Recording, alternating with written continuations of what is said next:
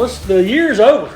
It is. It's flew by too. I tell you, it's been a great year for Honea Path. We really had a lot planned this year. Lot we did, and just been a great year. Y'all had let's just start with the return of your events, your big events. How did those go this year? Sure. So I have a great planning committee headed by Miss Dot Evans. She is our Ward 5 council member, and she's the chairman of the planning committee, and she's put together a great team of people that have really worked their tails off to plan stuff for the town of Honea Path, starting with our Diversity Day in February.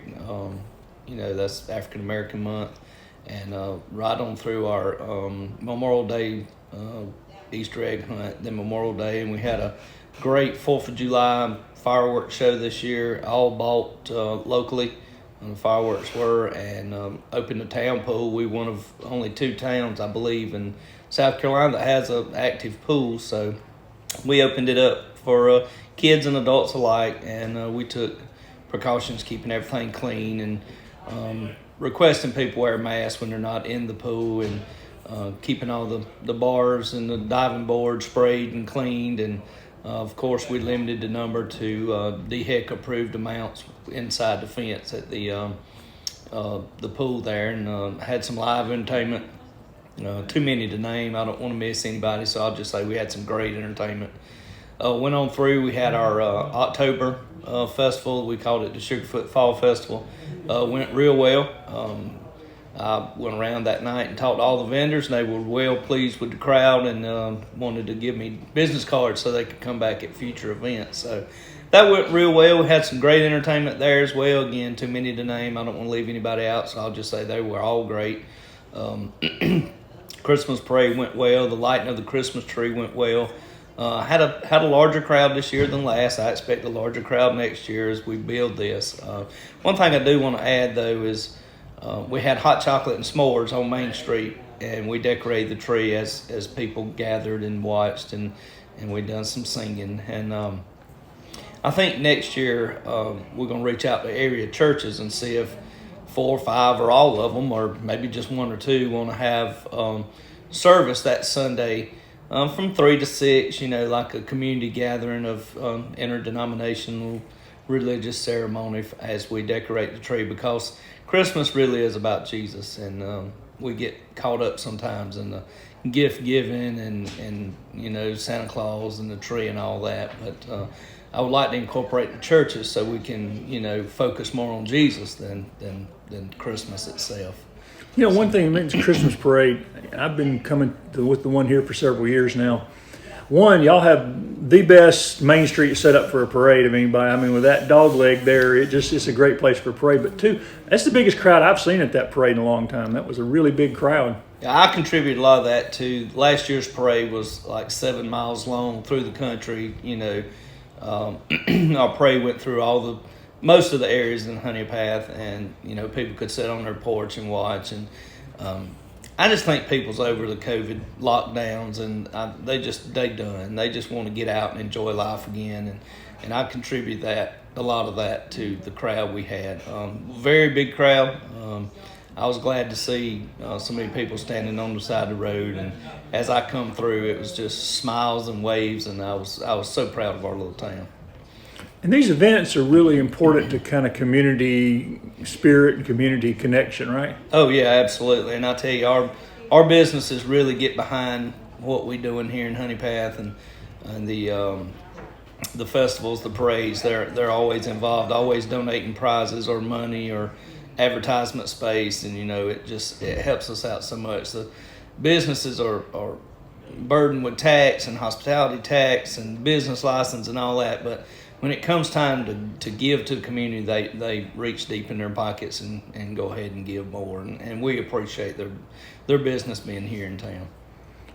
Let's talk about the business. How was the year for economic development here in Honea Path? So we've got some things going on in the background. So of course I can't talk a lot about them, but got something moving on the Chicola Mill site, I think, promising this time. I I don't want to go into no details because, as the previous administrations in Honea Path found, you get the people excited and you don't deliver, they get upset with you. So we're working with some folks, and I think that's coming. We still have a huge asset behind town that's being developed.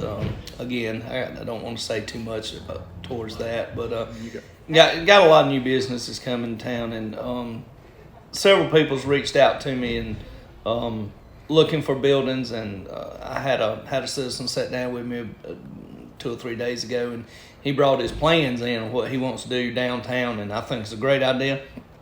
But it's his to share, not mine. So I'm full on board with what he's wanting to do, and we'll work with him as much as we can to make it happen. It takes a lot of work to bring new businesses to small towns, right? It does. I've reached out to so many people about the Fred's building, and between the cost of the building and the citizen population here in Honea Path, what I'd really like to do, Greg, is build this town to about 5,000. 5,000 seems to be the magic number, and we're about 900 off from that. But 5,000 seems to be the magic number for a second grocery store, or some more bigger type department stores or grocery stores. I've reached out to a couple, like I said, for the Fred's building, and they're looking for 5,000 people in town. And I try to promote 29654 as 12,000 people, but they look at the 29654 and say, well, that's Anderson, Abbeville, Greenwood, Lawrence, and Greenwood. It's not just Honea Path.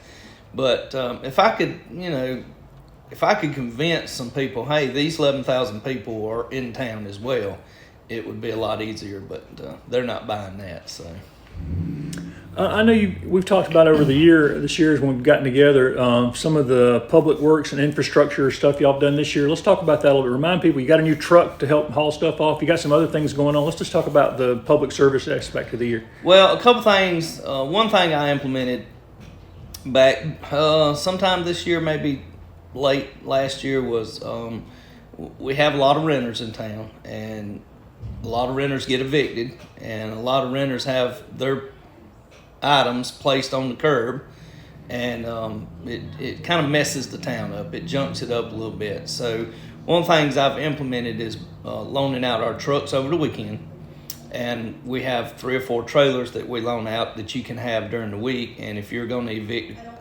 a tenant, or you're going to have a house clean out, please borrow one of these trailers from us. You put all the stuff in the trailer and it don't junk up the side of the road, and we come and haul it off for you free of charge, of course. Well, your taxes pay for it, but so that's helped out a lot. The town, I think, is a lot cleaner than it has been in the past. We still have some people that don't want to abide by that and still want to just pile trash and debris on the side of the road, and we really got to get a handle on that. But we did buy a new trash truck. The old one was it was only 10 or 12 years old, but them things run constantly, and even when they're not running, they're running.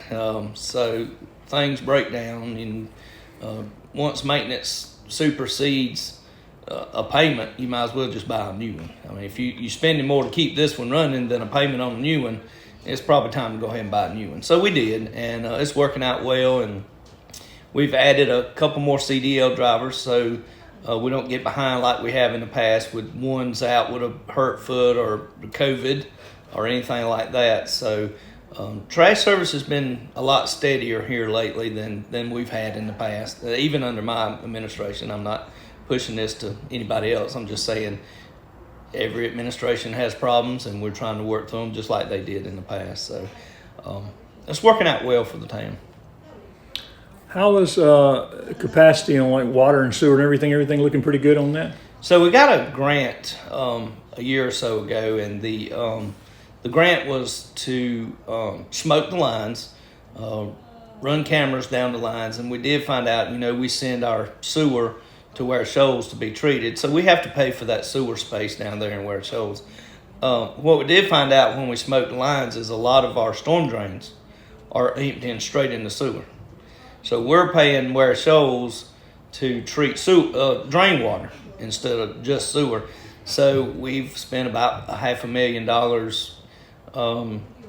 Tougaloo, I believe, was the company that come down, and they corrected a lot of those problems. And we have noticed that we hadn't had to add a surcharge to the sewer bills, and well, I think probably my whole administration, I've waived them, and the water we send into Ware Shoals is more sewer now, not storm water. But we, if you look, you can find this. I don't mind saying it. We got $1.9 million from the ARP, America Rescue Plan.